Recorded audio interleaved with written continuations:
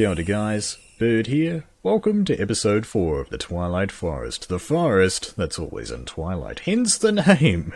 So at the moment we're on the Twilight Oak tree that we discovered back in episode 1, and I've been looking out at this Twilight Oak tree over this way, over by this castle thingy.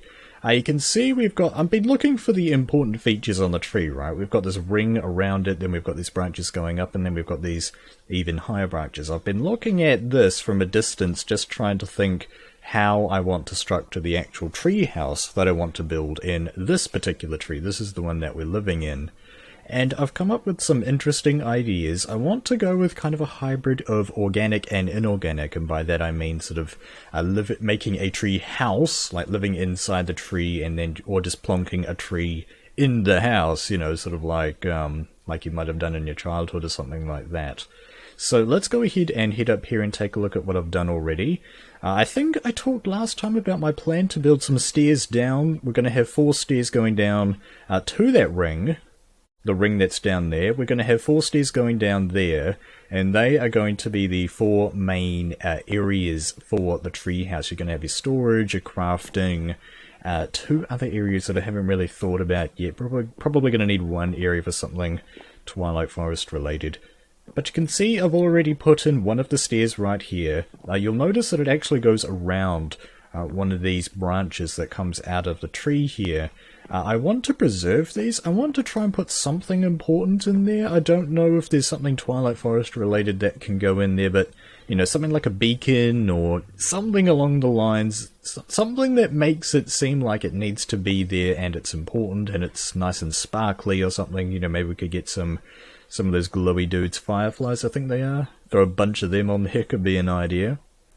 Yes, so this is it so far. I've got the ring kind of carved out. The way that I did this is that when you look at the top of these, or just look at the whole thing in general, it kind of curves around like that. I basically just chopped down to the middle of them, took the median height and chopped down to the middle of it.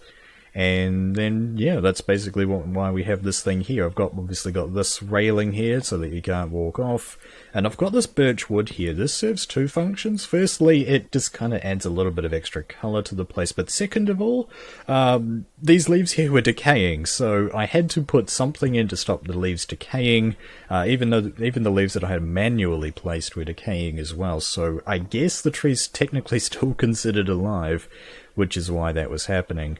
I just wanted to bring you guys in here to show you what I'd done so far with the area before I completely finished it, just so that you guys could see what was up. But I think I'm going to spend a little bit of time here off camera filling out the rest of this, and then, yeah, we'll see what else we can come up with. I think I need to get some farms up here as well, get a tree farm going, you know, all that kind of stuff. That's going to be happening today. I've been working here for a couple of hours now, on and off. I actually took a break to grab some dinner in between here, and I just thought that this was now a good opportunity to share some interesting facts about me and the channel that you guys might not have known already. It's given me some time to think about it. So first of all, the computer that I use to record my videos, you guys may not know that I actually only have the 1 monitor on this computer. A lot of YouTubers nowadays particularly will have at least 2 monitors. You know, some people may even have as many as 3, although I don't know of anybody who has 3, but definitely most of your sort of professional YouTubers these days are going to have 2 monitors, and the reason for that is because 2 monitors gives you a lot more real estate as far as a space to store just open windows on. Like, for example, if you're doing a lot of live streaming, having something like the live chat up, as well as the OBS overlay, or the GUI, the GUI exposed as well there is also kind of important. Yeah, and having multiple screens for that definitely helps out. But I only have the 1, which means that when I am recording my videos, because I also record in full screen, it's basically, it's a very private and just me and my personal thoughts sort of time when it comes to making videos normally for me. But just while I've been doing this, I decided to get my laptop out, because I do have a little laptop. It's actually a couple of years old now. It's kind of a hunk of junk, not worth anything these days. I remember buying it for something like a couple $100, like $700 or something. It was pretty good for the time, but yeah, nowadays it's crap dear. And I've just been watching a couple of YouTube videos on there. I'm not sure if you guys have heard of Zesto. He's a fantastic Let's Player. He's currently got a series on his channel called Zesto Plays Minecraft, where he's basically going through a bunch of his old Minecraft maps, kind of with a more modern twist, though. Sort of more modern Zesto versus old Zesto kind of thing. He's currently in the Kaizo Caverns in that series at the moment. You should really check it out, by the way. Go ahead and check out Zesto if you haven't seen him.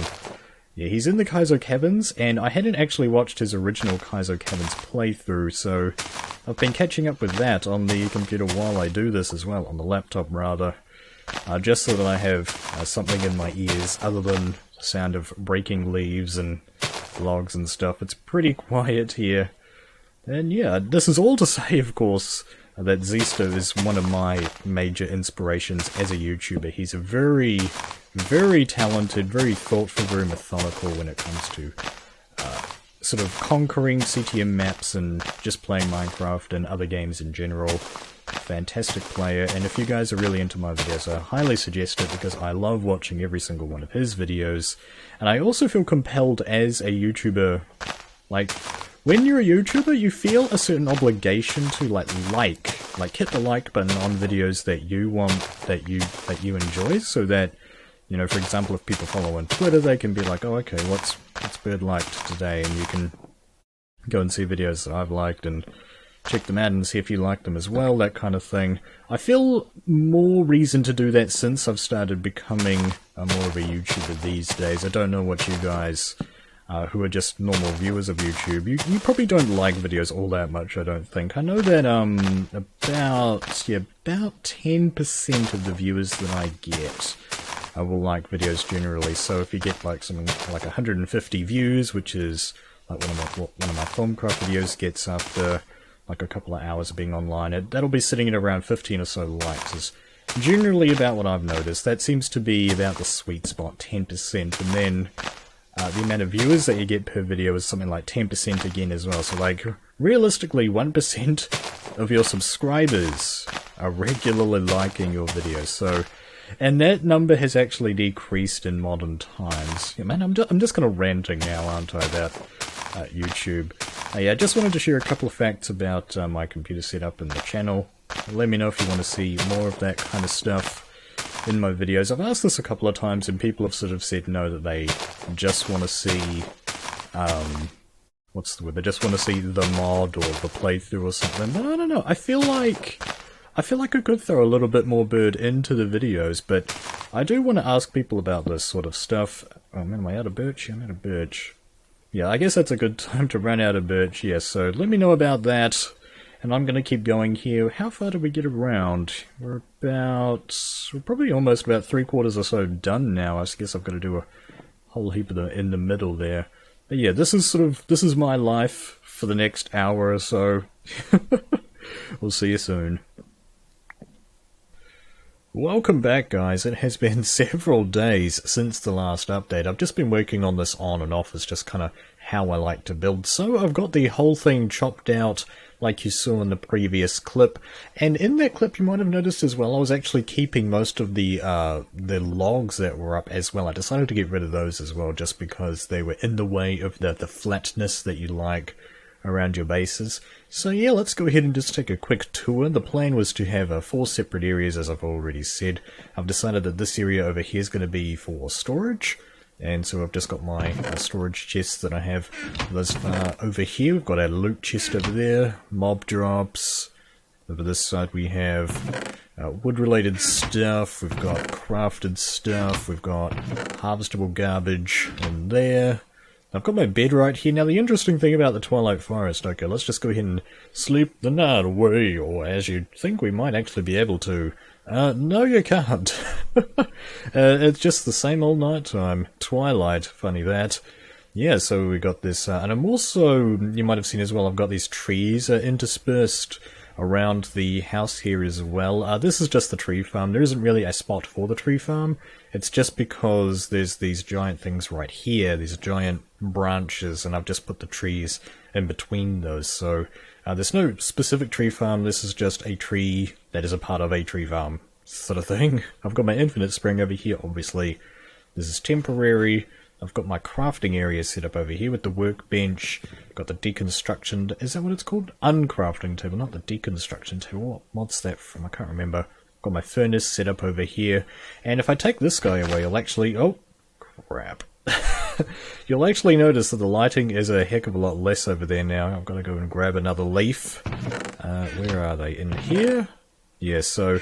I'd like to get a couple more of these fireflies to throw around. I think I only had the 2. So I have... no, these are birch, aren't they? Oh, whatever, we can have birch there. Yeah, because I was actually planning on putting more birch in. It's kind of almost the same colour. Yeah, I want to get more of these fireflies in because they don't make any noise and they kind of go with the whole theme of a living treehouse sort of thing. And let's move on over to here, which you can probably tell is the crops area. I've got my pumpkins and melons over here. I've got my sugar cane and wheat over there. Although this is way too small to be a standard wheat farm. I actually have a proper wheat farm kind of set up and growing down there. You can just see it through the leaves there. And then over there I've got my carrots. So that's pretty much the tour of this place completed for now. Just before we go ahead and finish the episode, there's one final thing that we have to do. Got my magic map focus and a paper. I think this is the recipe. I looked it up. You guys were sort of giving me mixed messages. It was either a map or paper. Nobody seemed to be sure. Looks like paper's done the trick. Awesome stuff. So we got a blank magic map, and that gets us the achievement I can see for miles, which appears to be a Twilight Forest achievement. Let's just check that one out. Well, that's the end of that tree there. Craft the magic map. Yes, indeed. If we want to go ahead and see what's in this map, you're going to have to come back in the next episode because we're all out of time for today. This episode's taken long enough to get out to you guys. I'm sorry that the videos have been kind of sparse lately. Hopefully that's going to change fairly soon here. But yeah, that's it for this episode of the Twilight Forest. I hope that you guys enjoyed it for what it was. Thank you very much for watching. Kia kaha, and I'll see you in the next one.